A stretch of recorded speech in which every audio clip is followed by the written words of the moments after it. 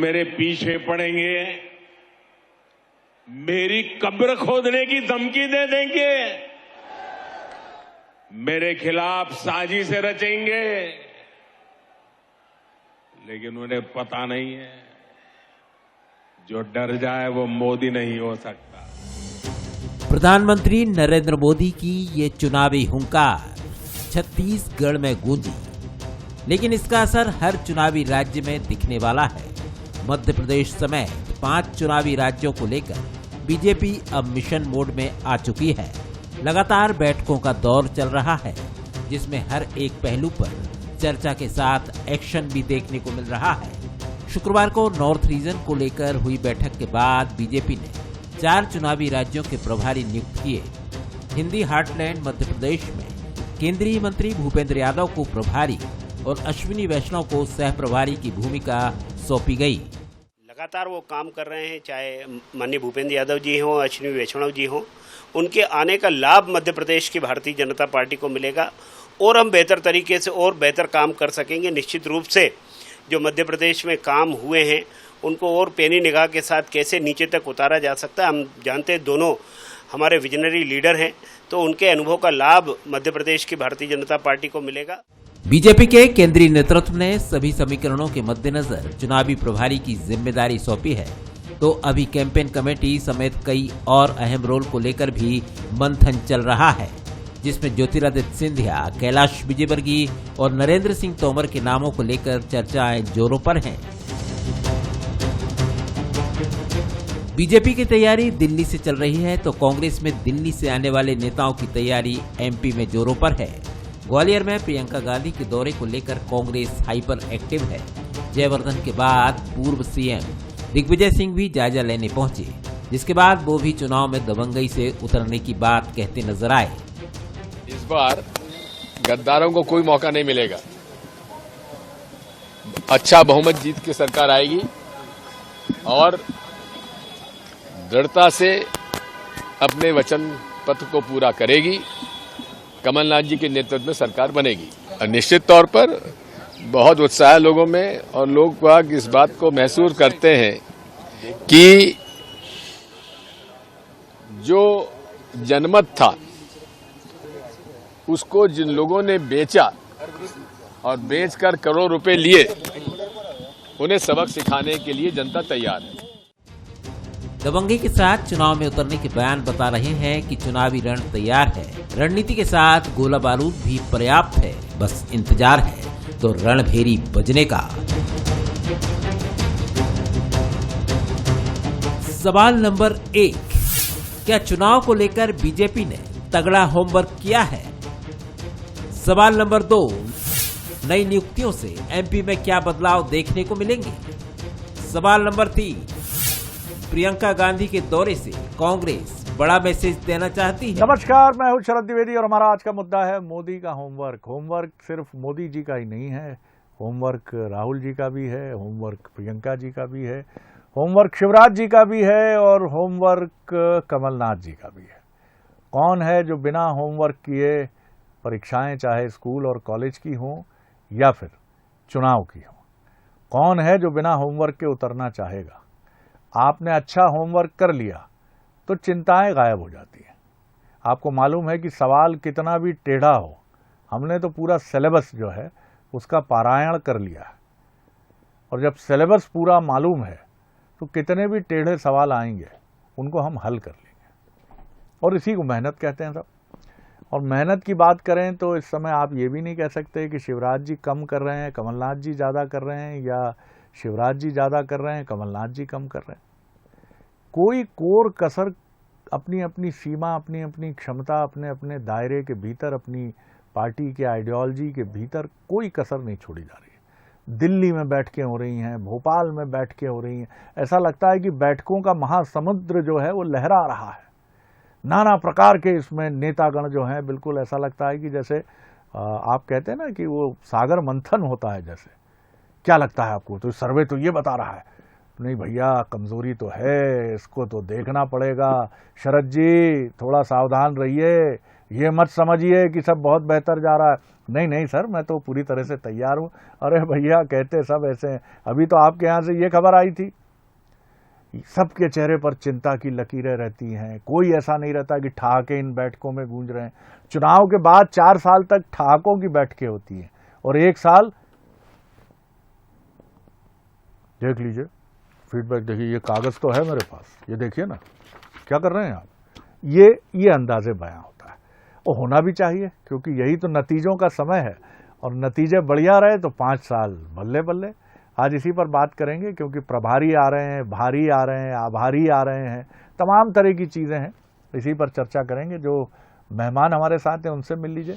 अवनीश बुंदेला जी हैं, उपाध्यक्ष हैं कांग्रेस के मीडिया विभाग के, बहुत स्वागत है। रजनीश अग्रवाल जी हैं, प्रदेश मंत्री हैं बीजेपी के, उनका बहुत स्वागत है। मनोज सैनी जी हैं, एग्जीक्यूटिव एडिटर हैं, उनका बहुत स्वागत है। और इस खाकसार से तो आप रूबरू होते ही हैं, जो आपको बोर करता है हमेशा 8 बजे उपस्थित होकर। मनोज जी, पहली टिप्पणी आपकी, फिर हम आगे बढ़ते हैं जी।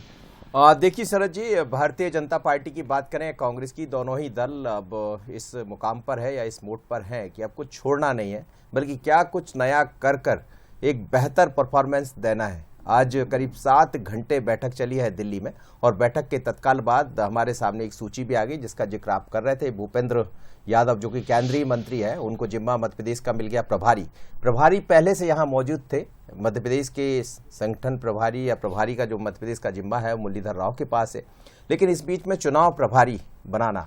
और दूसरी तरफ अश्विनी वैष्णव, वो रेल मंत्री है और डिजिटल के बड़े मास्टर माने जाते हैं, ऐसा कहते हैं कि उंगलियां उनकी चलती है। यानी यहाँ अब जो होने वाला है, आप समझिए केंद्रीय कमेटी या केंद्रीय नेतृत्व का यहाँ आना ये बता रहा है कि बहुत ही गंभीरता से इस चुनाव को लिया जाना।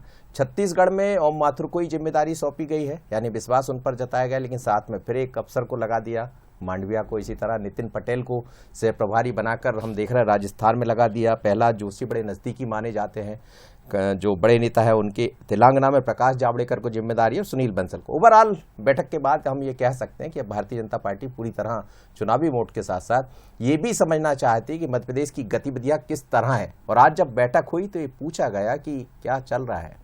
जो चीज़ें सामने थी वो भी जेपी नड्डा साहब ने सामने रखी, नेताओं से उसकी बात मांगी गई।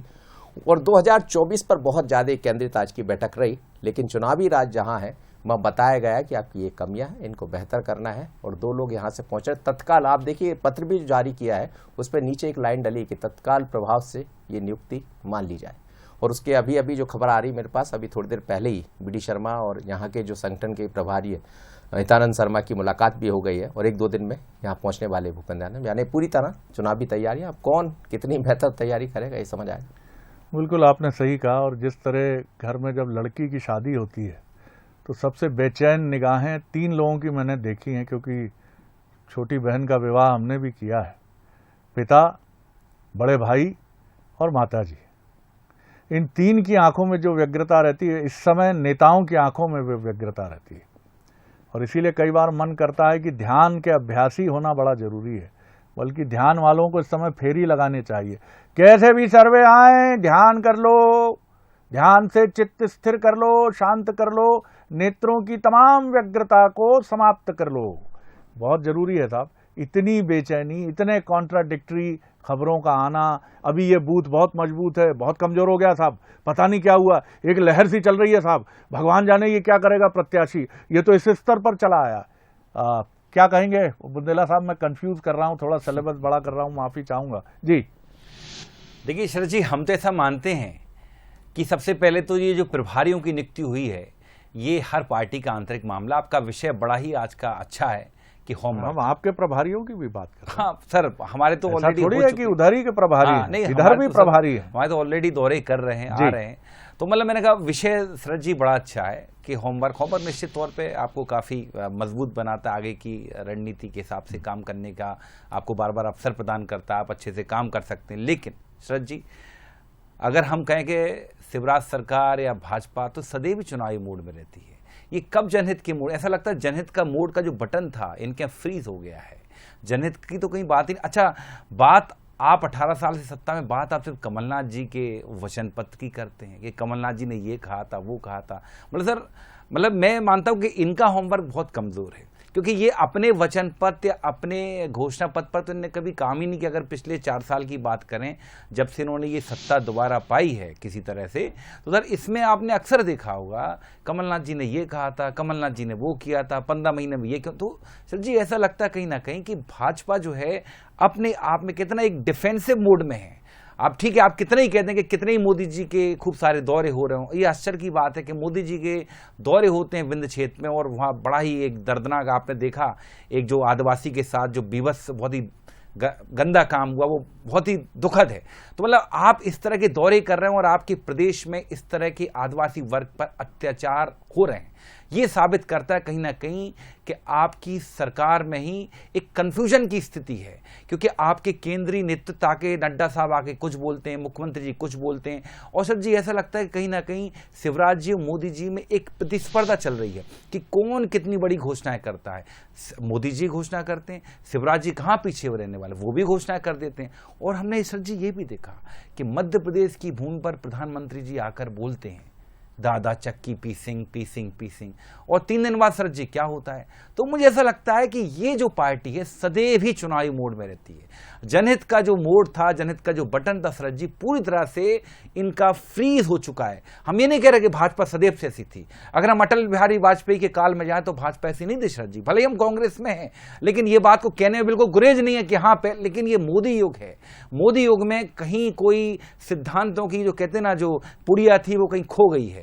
तो ऐसा लगता है सर जी कि शिवराज सरकार एक निरंतर डिफेंसिव मोड में है। और दूसरी बात, कल की बात आई थी, बोल लीजिए, अपनी बात पूरी कर लीजिए। सर सिंधिया जी कुछ राय दे रहे थे, तो सुना था कि शिवराज जी और बीडी शर्मा ने उनकी बात को नजरअंदाज किया था। तो मैं वही कह रहा हूँ, काफी कंफ्यूजन की स्थिति आप आगे आप देखेंगे। कमलनाथ जी के जो दौरे हो रहे हैं, हमारी पार्टी के जो निरंतर काम चल रहे हैं, आप देखेंगे उसमें हमारे वचन पत्र आएगा, सबसे प्रभावी रहेगा। जी, सारे ऐब, सारी खराबियां भारतीय जनता पार्टी में और कमोबेश भारतीय जनता पार्टी आप में देखती है। आपने एक शब्द का प्रयोग किया, जनहित का बटन ही भूल गई है। बीजेपी कहती है कांग्रेस के पास विपक्षी दल होने के बाद भी जनहित का कोई मुद्दा नहीं। ईश्वर न करे आप दोनों के जनहित के बटन फ्यूज हों, खूब टकाटक हों, क्योंकि ये जनता ही टेस्ट करती है आपके जनहित के बटन, और वही आपको बताती है कि साहब आप जनहित के बटन के साथ बराबर अपनी गाड़ी लेके दौड़ाने के लिए पर्याप्त हैं। आप दोनों खूब टकाटक रहें, चकाचक रहें, और अतीत के कुछ बहुत सुंदर संदर्भों की तरह, और अभी भी बहुत खराब स्थिति यकीनी तौर पे नहीं है। मैं दावा कर सकता हूं कि मोदी जी और राहुल जी कभी मिलेंगे किसी बहुत कंजेनाइटल एटमॉस्फेयर में, नॉन पॉलिटिकल एटमॉस्फेयर में, तो जरूर मुस्कुराकर पूछेंगे एक दूसरे से कि सब कुछ ठीक है ना राहुल जी। हाँ मोदी जी, सब ठीक है, बाकी लड़ाई चलती रहेगी, देश सबसे आगे है। रजनी जी, आज मुझे लगता है कि मौसम दोनों अच्छा है, और आपके से लेकर अब तक सवाल जवाब हो गए, निश्चित तौर पर एक अच्छी चर्चा खड़ी करने के लिए बहुत ही सुखद है, आनंददायक मस्तियों के साथ में चर्चा भी इसी हिसाब से आगे बढ़ रही है। देखिए, राष्ट्रीय अध्यक्ष आदरणीय जगत प्रकाश नड्डा जी का हम बहुत आभार व्यक्त करते हैं कि उन्होंने 2 ऐसे नेताओं को भारतीय जनता पार्टी के लिए चुनाव की दृष्टि से प्रभारी बनाया है, जो मजे हुए हैं, कई प्रकार के अनुभव में पले बड़े हैं। आप एक तरफ भूपेंद्र यादव जी को देखेंगे तो वो विद्यार्थी परिषद, अधिवक्ता परिषद और तमाम प्रकार के संगठन की गतिविधियों चुनाव से गुजरते हुए और अभी केंद्रीय मंत्री हैं, उनके अनुभव का लाभ मध्य प्रदेश भाजपा को मिलेगा। अश्विनी वैष्णव जी IAS अफसर रहे हैं, अटल जी जब प्रधानमंत्री थे PMO में थे, और अभी भारतीय जनता पार्टी में अलग अलग आयामों में काम करते हुए राज्यसभा सांसद होते हुए और केंद्रीय मंत्री हैं, रेल मंत्री हैं, IIT से पास आउट हैं, तो स्वाभाविक है कि तकनीकी की विशेषज्ञ भी हैं। IT मिनिस्टर होने के कारण भी कई प्रकार की उपलब्धियां देश को भी उन्होंने दी हैं, और रेलवे को तो दे ही रहे हैं, किसी से छिपा हुआ नहीं है। तो दोनों का लाभ मध्य प्रदेश को मिलेगा। मध्य प्रदेश में जो बात आप होमवर्क की कर रहे थे, क्षमा करिएगा, होमवर्क भारतीय जनता पार्टी को तो पूरा और पक्का होता है, 5 साल होता है, और इसीलिए जो बात कही जाती है कि ये पार्टी सदा चुनावी मोड होती में रहती है, बहुत अच्छी बात होती है। चुनावी मोड होता क्या है? चुनावी मोड होता है जनता के बीच जाना, कार्यक्रम आयोजित करना, नेताओं को मोबिलाइज करना, कार्यकर्ताओं को कनेक्ट करना, यही चुनावी मोड होता है। चुनावी मोड में सभी प्रचार करना, मुद्दों पर प्रचार करना, विरोधी पार्टी पर हमला बोलना, यही चुनावी मोड होता है। ये सब हम 5 सालों से कर रहे हैं। हाँ, कुछ कालखंड कोरोना का बीता, उसको छोड़ के कांग्रेस और कोरोना का दोनों का कालखंड इस मध्य प्रदेश के लिए बहुत घातक रहा है। लेकिन हम कुशाभाऊ ठाकरे जी की जन्म शताब्दी वर्ष से ही तैयारी चुनाव की कर रहे हैं। होमवर्क हमारा पक्का और सच्चा है, जमीन पर देखा है, सबको पता है। और आने वाले समय में राजनीतिक मुद्दों की दृष्टि से, चुनावी समीकरण की दृष्टि से कांग्रेस को परास्त करने वाले, मैंने कई बार आपके साथ में चर्चा में आपके ही चैनल पर कहा कि कई राज्य अध्ययन करेंगे कि इतनी बड़ी जीत भारतीय जनता पार्टी ने किन किन कारणों से ली है, और कांग्रेस केवल ईवीएम पर रोना रोएगी, क्योंकि इनके पास कोई दूसरा कारण होगा नहीं। क्योंकि जिन प्रियंका गांधी जी का जिक्र आपने अपने इसमें इंट्रो में किया है, प्रियंका गांधी जी वही है ना जो 2 सीटें विधानसभा की पूरे उत्तर प्रदेश में 403 में से लेकर आई। रायबरेली उनकी जहां माता जी की लोकसभा सीट है 0, अमेठी में उनके भैया स्वयं पराजित हुए, जहां जो परंपरागत सीट कही जाती, तो उनके पास में क्या है सबको पता है। इसलिए मैं उस पर नहीं जाता, लेकिन भारतीय जनता पार्टी की तैयारी, उन तैयारियों के आधार पर मार्गदर्शन भूपेंद्र यादव जी का, अश्विनी वैष्णव जी को मिलेगा और हम आगे बढ़ने के लिए तैयार हैं। चलिए, तो बीजेपी की पूरी तैयारी है, ये सही है, चुनावी मोड की पार्टी है और ये कांग्रेस के साथी अवनीश जी ने भी माना है। उनका नजरिया उनके अपनी रीति नीति के अनुरूप है, जो उनका अधिकार है। मनोज, इस बार होमवर्क में एक बड़ी दिलचस्प चीज हमने ये देखी है कि अपने ताकतवर प्रतिद्वंद्वी से कांग्रेस ने सीखने की बहुत कोशिश की है। इस बार कांग्रेस की अंदरूनी बैठकों में मैसेज ये रहा है कि प्रत्याशी कौन है भूल जाइए, पंजा जो निशान है हमारा, ये आपके जहन में होना चाहिए। दिग्विजय सिंह जी के बारे में कहा जाता है कि चुनावी बैठकों में वो अक्सर कहते हैं, गुस्सा भी है मेरे ऊपर निकाल लो, कमलनाथ जी के ऊपर है वो भी निकाल लो, मैं पहुंचा भी दूंगा तुम आपकी नाराजगी। लेकिन जब चुनाव आएगा, चुनाव के लिए जाओगे मैदान में, तो सिर्फ पंजा, सिर्फ पार्टी और सिर्फ पार्टी रहेगी। तो ये जो एक समझने की कोशिश बीजेपी से कांग्रेस ने की है, जाहिर तौर पर बीजेपी से कांग्रेस ने भी कुछ समझा होगा कि उनके यहाँ ये तैयारी है, ये चीजें उनको अगर किसी बेनिफिट या एडवांटेज में खड़ा कर रही हैं तो हमें भी देखना समझना होगा। इसका विश्लेषण आप कैसे करेंगे? देखिए, बीजेपी ये कभी नहीं कहेगी कि हमने कांग्रेस से कुछ सीखा है, लेकिन कांग्रेस, ये तो हम और आप भी बड़े मुश्किल कहते हैं कि हमने किसी से सीखा। बड़ा कलेजा चाहिए ये कहने के लिए कि मैं तो अकिंचन हूं। ये तो शायद हनुमान जी ही कह सकते थे, मनोज जी। नहीं, लेकिन कमलनाथ जी ने कहा है कि हमारी जो लड़ाई है वो भारतीय जनता पार्टी के संगठन से, और इसीलिए अपने संगठन को उस तरह गढ़ने की कोशिश की। लेकिन संगठन गढ़े चलो, संगठन बढ़े चलो, ये भारतीय जनता पार्टी का नारा भी रहा, कुशाभाऊ ठाकरे जैसे लोग भी रहे, और इसीलिए संगठन कहां से कहां पहुंचा है। आज जितने राज्यों में सत्ता है, 2 से यहां 300 तक की जो यात्रा है वो संगठन के कारण ही है, और इसीलिए भारतीय जनता पार्टी का संगठन तो माना ही जाता है शरद जी। लेकिन उससे बहुत सारी चीजें, जैसे हमारा निशान कमल निशान, सिर्फ कमल को देखिए। अब वही बात कांग्रेस कह रही कि हमारा निशान पंजा का निशान, सिर्फ पंजा को देखिए। ये अकेले दिग्विजय सिंह नहीं कह रहे हैं, क्योंकि लगातार हम फील्ड में जा रहे हैं, कई तरह की स्टोरियां कर रहे हैं। तो जब अलग अलग कार्यकर्ताओं से कांग्रेस की बात होती है तो उनसे भी हम पूछते हैं कि भाई साहब आपको टिकट नहीं मिला तो क्या करेंगे? कुछ नहीं भाई साहब, हमारा निशान पंजा का निशान। तो इसको बता पाने में कांग्रेस सफल रही, और मुझे लगता है भले बीजेपी ना कहे, लेकिन कहीं ना कहीं इस बात की चर्चा, जो मेरे पास खबरें हैं, होती रहती है कि बहुत गंभीरता से लेना चाहिए। 2 वरिष्ठ नेता है जिनके पास बहुत लंबा अनुभव है, चाहे कमलनाथ जी की बात करें या दिग्विजय सिंह की बात करें। बीडी शर्मा एक दिन जरूर कहे थे कि हम अपने जो भी सामने है हमारे, हम उनको कमजोर नहीं मानते। उन्होंने बाकायदा कहा था, अपने बयान के जरिए कहा था। तो कमजोर कोई किसी को नहीं मान रहा, लेकिन अपनी तैयारियां, अपना होमवर्क कौन बेहतर करेगा, ये महत्वपूर्ण हो जाता है। और इसको लेकर उम्मीदवार भी बेहतर चुनने की तैयारी है शरद जी। आज की बैठक में कई तरह की बातें भी हुई है जिनका जिक्र नहीं किया जा सकता, लेकिन मानकर चलिएगा, दिग्विजय सिंह जिस तरह चंबल ग्वालियर में आज गरज रहे थे, उसी तरह मोदी भी गरजे और बरसे हैं। और अपनी टीम को लाकर मध्य प्रदेश में खड़ा कर देना, ये बता रहा है कि बहुत गंभीर है चुनाव के प्रति, क्योंकि वो भी समझ। बिल्कुल सही कहा आपने, और गरजने बरसने वाला भी चाहिए, और घोर गंभीर, क्योंकि रजनीश जी जिस स्कूल ऑफ थॉट से या जिस स्कूल ऑफ थिंकिंग से हैं, अनिल माधव दवे जी का एक गहरा प्रभाव है।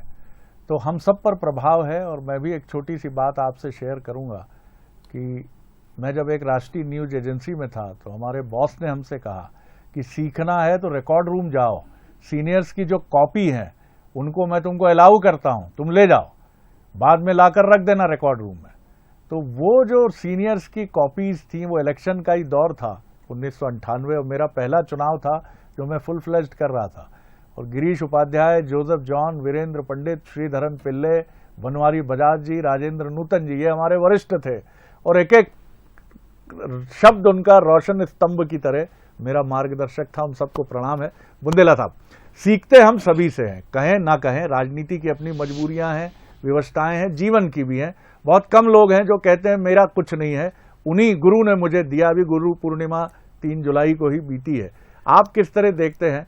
कांग्रेस से कमलनाथ जी हमेशा बिना लाग लपेट के कहते थे बीजेपी से टक्कर नहीं है, बीजेपी के मजबूत संगठन से भिड़ंत है। देखिए, ये कमलनाथ जी की संजीदगी है और कमलनाथ जी सदैव इस बात को स्वीकार भी करते हैं। मनोज जी ने बहुत ही वाजिब कहा कि हमारी लड़ाई भाजपा के संगठन से है, भाजपा पार्टी से नहीं है। तो सर जी, और आप ये भी देखें, ये खुद मैंने सुना है, जो पुराने जो कांग्रेसी भी कांग्रेस को बताते हैं कि देखिए सर जी, हम 15 साल निरंतर हम सत्ता से बाहर, कुछ निश्चित तौर पे कुछ ना कुछ हमने खामियां की होंगी। जो भी अध्यक्ष रहे वो सम्मानित रहे, उनने भी अच्छा काम किया, लेकिन फिर भी कुछ हो सकता कमी रह गई हो। तो सर जी, ये कहते हैं कई संगठन के लोग कि जो संगठन का ओहदा जो पहले 20 साल पहले कांग्रेस में हुआ करता था, वो इस बार हमको देखने मिल रहा है। मतलब जिला अध्यक्ष, ठीक है, उस जिले में जो विधायक है उनकी भी बात सुनी जाती, कई पूर्व विधायक, पूर्व मंत्रियों की बात, लेकिन इतने सालों में शायद ये बहुत कम ऐसा हुआ है, अभी हो रहा है कि जिला अध्यक्षों को एक अच्छी उनकी बात को तवज्जो मिलती, मुखरता से वो आप अपनी बात रख सकते हैं। कल भी आपने देखा कुछ बहुत ही मजबूत जिलाध्यक्ष कांग्रेस पार्टी ने मध्य प्रदेश में बनाए 4। तो जी ये बात है। बाकी रंजीत जी का स्रोत एक ही है। वाह जी।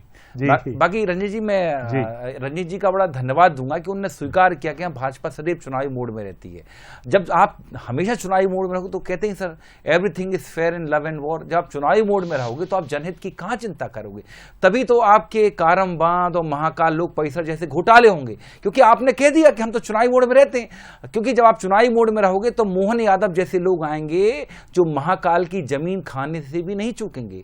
सीधी में फिर पेशाब कांड भी होगा, क्योंकि आप तो सत्ता के शिखर पर बैठ के आपको तो जनता कीड़े मकोड़ों की तरह दिखेगी। फिर उसके बाद आपके लड़ाइयां भी होंगी, क्योंकि अब चुनावी मोड में लड़ाइयां होंगी तो केपी यादव पत्र भी लिखेंगे, नड्डा साहब मैं जवाब ले लेता हूं, वक्त कम है, 1-1.5 मिनट मेरे पास है। रजनी जी, देखिए शरद जी, एक बात जो अभी बात कर रहे थे कि केवल पंजा निशान या कमल निशान, तो देखिए अभी हफ्ता 10 दिन की बात है। हमने सोशल मीडिया पर वीडियो देखे हैं, आप लोगों ने भी दिखाए होंगे।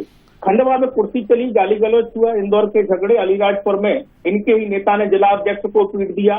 अभी जेवी सिंह जी गए थे, जो जनता के वोट में कुछ किया क्या रजनीश भाई? मैं बीच में नहीं बोलता।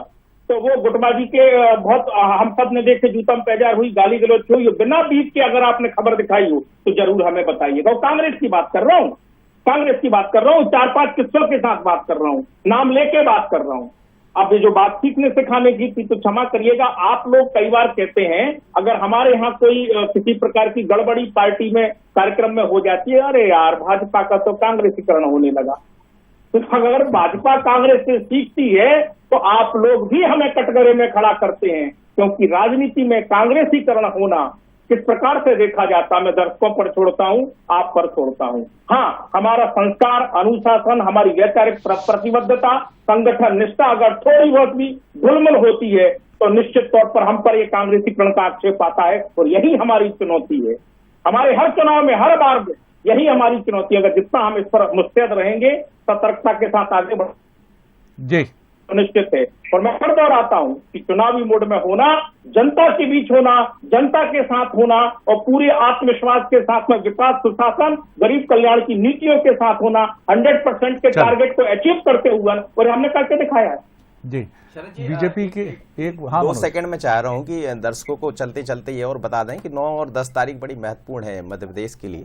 तो वो दोनों तरफ से बहुत कुछ चीजें दिखाई देंगी, वो चुनावी मोड की बातें होंगी, और मुझे लगता है कि दर्शकों को इंतजार भी करना चाहिए। बिल्कुल ठीक है। और बीजेपी के एक वरिष्ठ नेता की एक टिप्पणी के साथ खत्म करूंगा इस बातचीत को। रजनीश जी की बात की हामी करती है वो, उनका ये कहना था कि हम किसी भी नैतिक पक्ष से जुड़े मुद्दे को लेकर बड़ी जल्दी दबाव में आ जाते हैं। ये हमारी चुनौती भी है कि वो दबाव कई बार इतना हमको पीछे ले जाता है चिंतन के मोड पर कि हम कई बार ऐसे प्रतीत होते हैं कि जैसे हमसे कोई बहुत बड़ी त्रुटि हो गई हो। कांग्रेस एक पुरानी पार्टी है, 135 साल पुरानी, उसने ऐसे कई मंजर देखे हैं। वो इन सब घटनाओं को बहुत अच्छे तरीके से एडजस्ट, एकोमोडेट कर लेती है। लेकिन ये चुनौतियां दोनों तरफ हैं।